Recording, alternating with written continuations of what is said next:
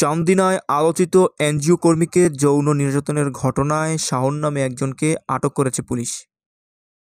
কুমিল্লার চান্দিনায় এনজিওর পুরুষ কর্মীকে গাছের সাথে বেঁধে নারী কর্মীকে যৌন নির্যাতনের ঘটনায় মামলার এজাহারভুক্ত আসামি মোহাম্মদ শাওন হোসেন ২৫কে গ্রেপ্তার করেছে চান্দিনা থানা পুলিশ। মঙ্গলবার ২৫শে মার্চ ভোরে দেবিদ্বার উপজেলার ভানি ইউনিয়নের খাদগড় এলাকা থেকে তাকে গ্রেপ্তার করে পুলিশ।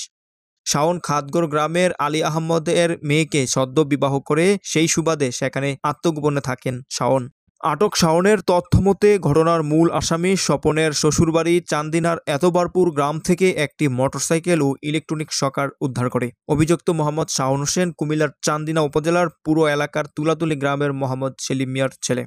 মামলার তদন্তকারী কর্মকর্তা চান্দিনা থানার উপপরিদর্শক এসআই মিথুন কুমার মণ্ডল জানান, ঘটনার পর থেকে আত্মগোপনে ছিলেন আসামিরা। প্রযুক্তি ব্যবহার করে ঘটনার ৮ দিন পর মোহাম্মদ শাওন হোসেনকে আটক করে।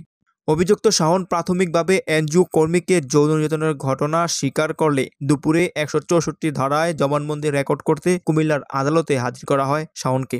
প্রসঙ্গত সোমবার ১৭ মার্চ কুমিল্লার চান্দিনা উপজেলার তুলাতুলি গ্রামে সন্ধ্যার পর একটি এনজিওর পুরুষ ও নারী কর্মীকে আটক করে নির্যাতন চালায় কয়েকজন যুবক। রাত ১১টা পর্যন্ত একটি নির্জন বাগানে নিয়ে পুরুষ কর্মীকে গাছের সাথে বেঁধে নারী কর্মীকে যৌন নির্যাতন করার অভিযোগ ওঠে। এ সময় দুজনকে ইলেকট্রিক শকার দিয়ে শক দিয়ে নগ্ন ভিডিও ধারণ করে অর্থ আদায়ের অভিযোগ করেন ভুক্তভোগীরা।